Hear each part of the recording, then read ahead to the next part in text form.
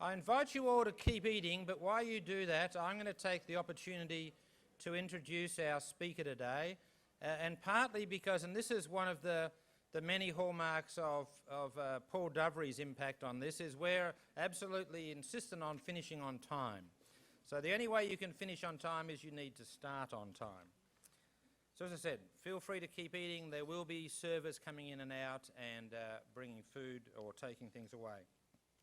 So it's my immense pleasure to introduce today one of the newest members of the Concordia community and a colleague of mine in the Offutt School. Faith is a native of Kenya, and her undergraduate degree in education was from Kenyatta University, in which she received her master's in mission studies from the Nairobi Evangelical Graduate School of Theology. Faith has a doctorate in leadership studies and a master's in organisational development, both from Bowling Green State University in Ohio. And Faith joins us from Eastern University in Philadelphia, and she's also worked in the Yale Center for Faith and Culture and Indiana Purdue University at Fort Wayne. Her academic interests include the intersection of spirituality and leadership, servant and ethical leadership, and corporate social responsibility. She has presented research in various academic and practitioner conferences, including being an active participant in the Leadership Association and the Academy of Management, Spirituality and Religion Interest Group. She has published numerous journal articles along with authoring and co-authoring several books, including the 2010 publication Women's Spiritual Leadership, Tempered Radicals and Critical Servant Leaders. Faith is also a leadership development and spirituality coach. So it's my immense privilege to welcome to the stage Dr. Faith Ngunjiri.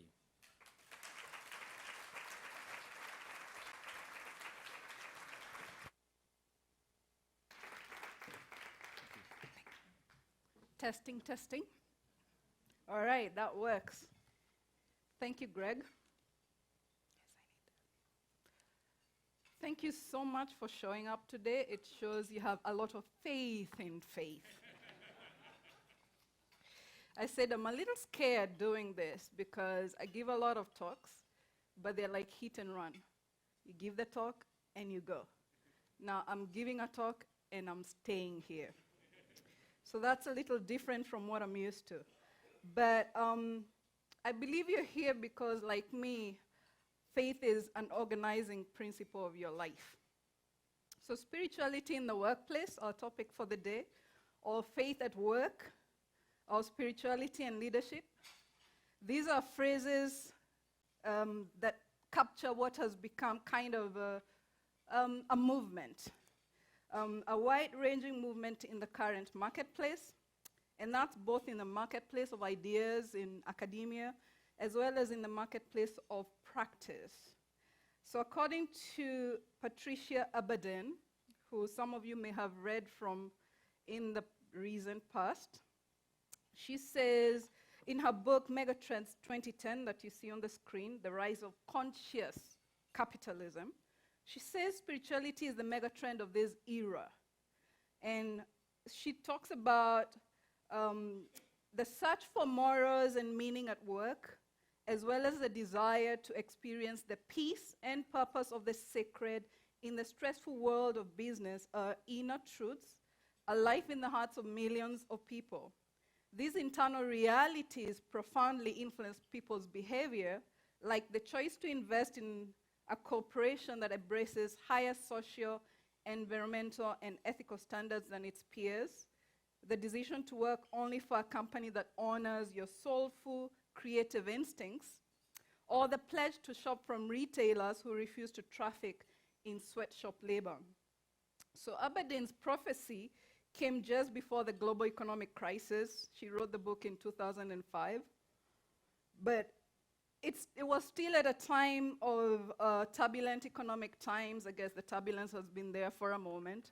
2 wars, shrinking disposable income. And she argues that when we find little security outside ourselves, we are forced to look within to search the heart and soul for fresh answers and new directions. That's why the power of spirituality described in her first chapter is arguably the greatest megatrend of our era. So you're on time. Indeed, the stories she highlights are of leaders acting from a spiritual center who are doing well and doing good.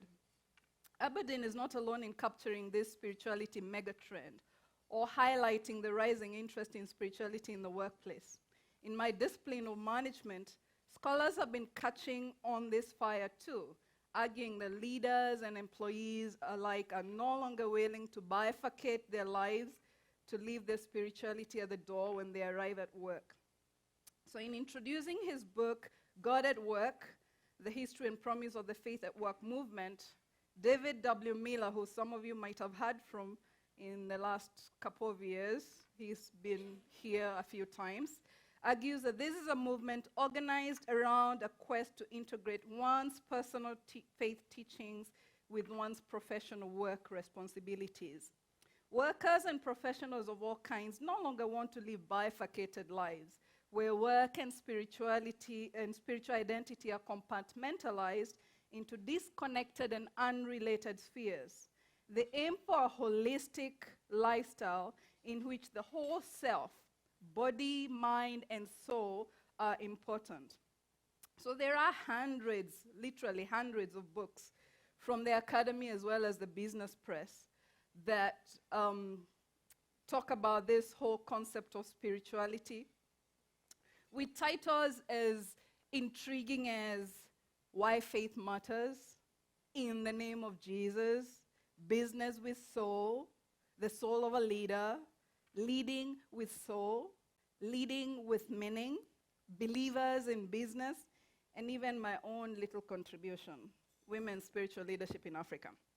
So whether written from a Christian perspective, another religious perspective, or focused more on spirituality than religion, these books demonstrate with personal stories and or research data how leaders, managers, and workers attempt to live out their spiritual identity in the workplace. The fact that you're all here today suggests that I'm preaching to the choir, right? You're all interested in issues of integrating your faith into your daily work and leadership.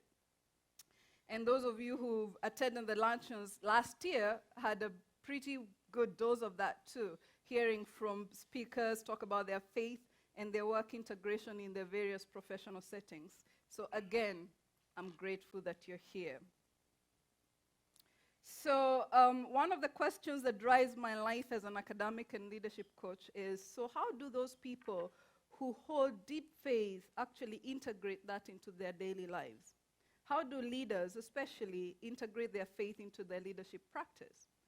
What can we discern about the organizations that are led by people of faith in the way that they are organized? As Laura Nash has asked in her book, Believers in Business, are they any different? Did their religious commitments have any discernible effect on their behavior? How do these leaders organize their companies? Do their Christian faith help them to answer the questions about business ethics that plague most business people? How does a religious ethic based on love and service fit into a business ethic of competition and opportunism? What is the relationship between faith and economics?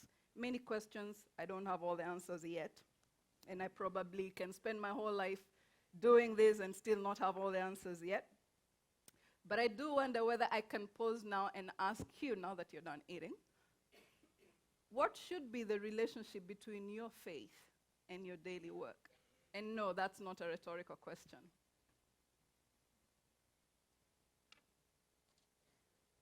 Or let me ask it this way.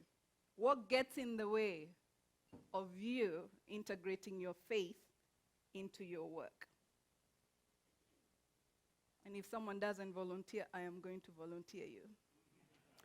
Thank you.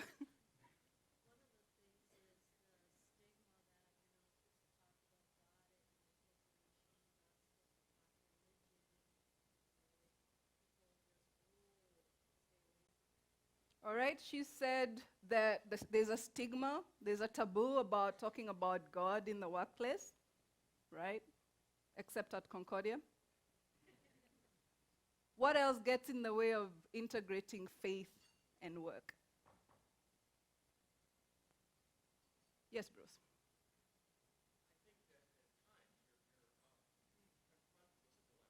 Mhm.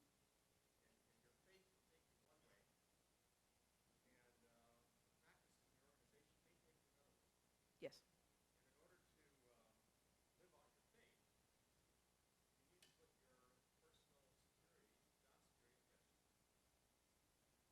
All right? So sometimes there's a difference between the values of the organization and the values that you hold. And so leaving out your values can put you at risk. What else gets in the way? One more, please. Thank you.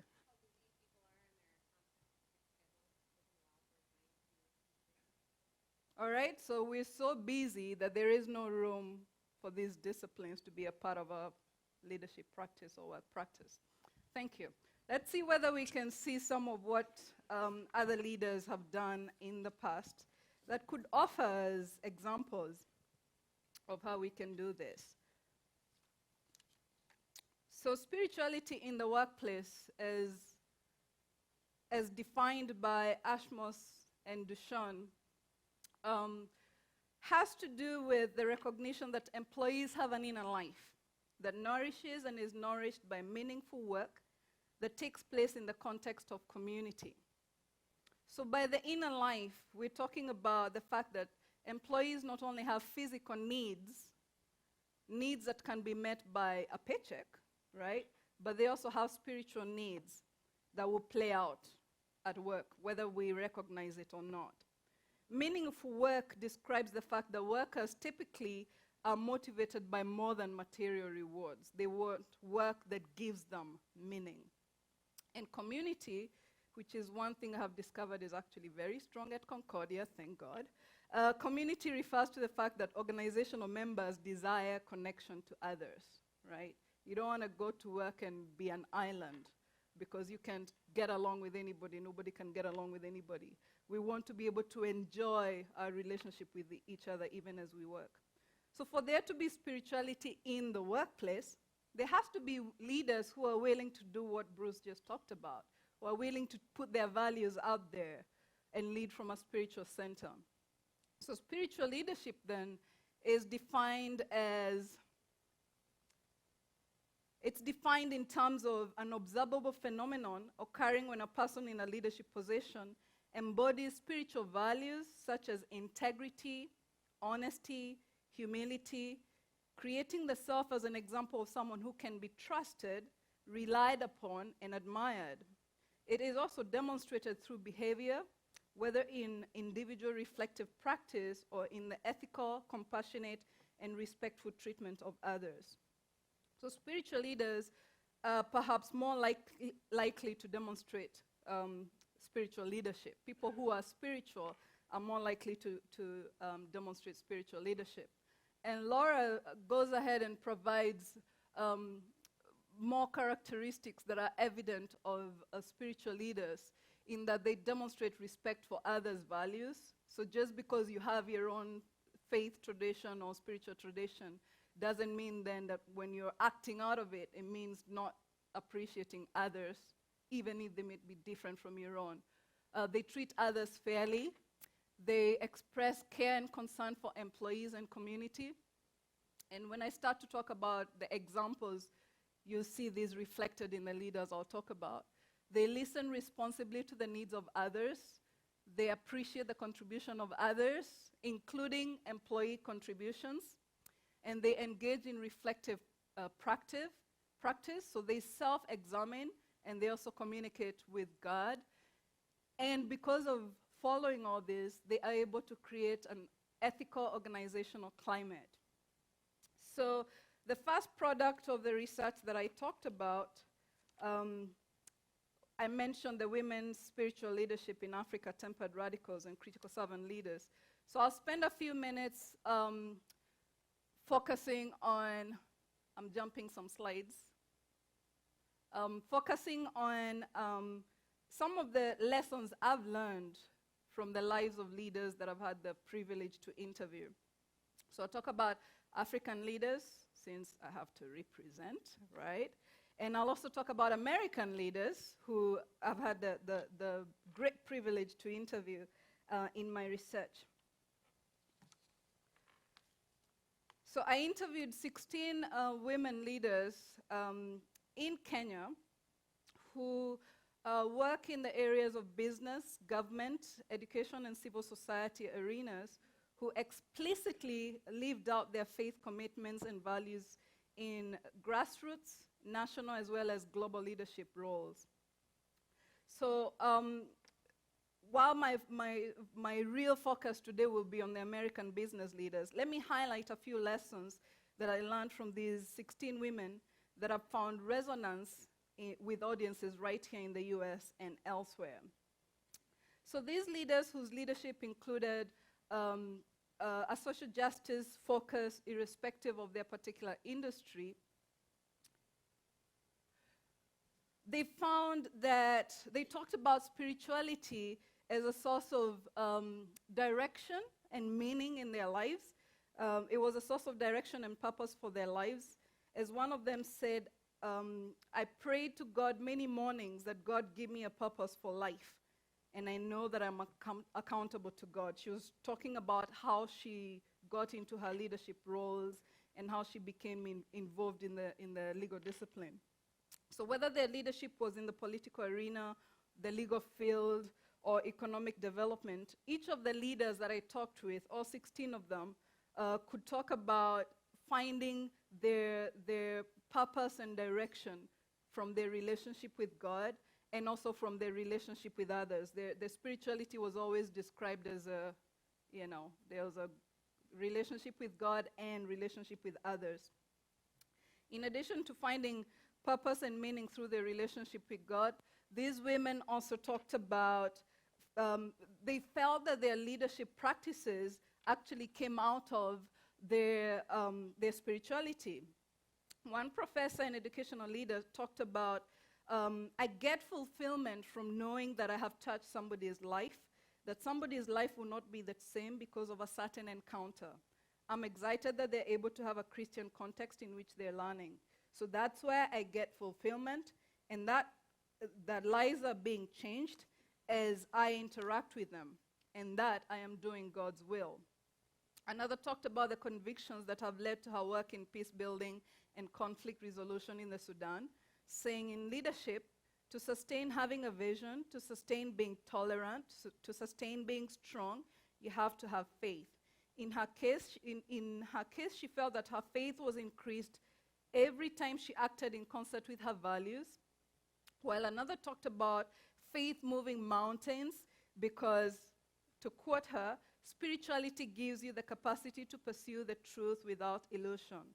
I think as you hear me talk, you can get the courage that I have and the commitment that I have and the energy that I have. It's because of the Spirit that is inspiring me, end quote. So courage, determination, ability to speak truth to power, inspiration to act on their values, these women leaders exemplified spiritual leadership. Further, these leaders felt that spirituality was a source of strength in the midst of challenges in their leadership as well as their personal lives. They'll talk about practices such as prayer. They'll talk about relationships with others who inspire them. They talk about gratefulness, counting their blessings, and other spiritual disciplines that enabled them to weather the storms of life and leadership. When their leadership was challenged, as sometimes happens when women are in positions of power, these leaders articulated how their faith enabled them to walk through these moments with a conviction that the God who had placed them in those positions would sustain them. And when it was time, he would open the door for them to move on or for the work to continue. And the fourth lesson that I found articulated in these leaders' stories was the virtue of prudence or practical wisdom, which they felt they had developed due to their relationship with Christ and their walk of faith. Now, Peter Paris defines practical wisdom as excellence of thought that guides actions.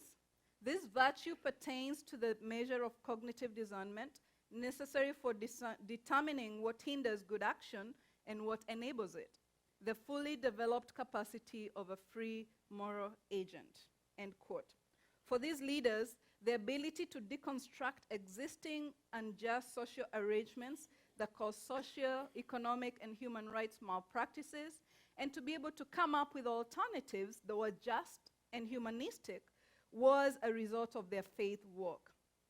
I could tell you many more stories of how these leaders deconstructed the causes of injustice and disempowerment, and how they constructed alternative social arrangements and institutional practices that fostered the economic empowerment, educational access, and political freedoms of the marginalized.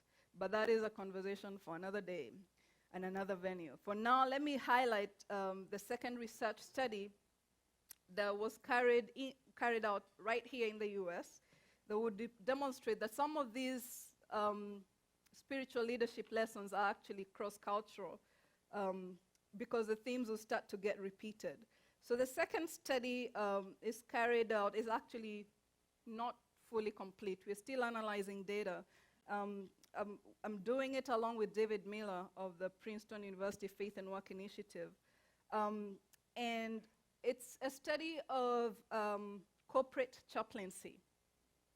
And you're probably thinking, now what's that? And so corporate chaplaincy is basically chaplains who show up in Bell Bank or Sanford Health, not so much for the patients, but for the doctors and the nurses, those kinds of places, business organizations, in order to help employees deal with the daily challenges of life, and especially to help employees deal with crisis. And so this study has been going on for a few years now, and corporate chaplaincy is new, but not so new, in that there used to be something called industrial chaplains that used to work in factories. They would go and basically advocate for workers. But the current resurgence of this movement is actually fairly new in that they work from headquarters, corporate offices,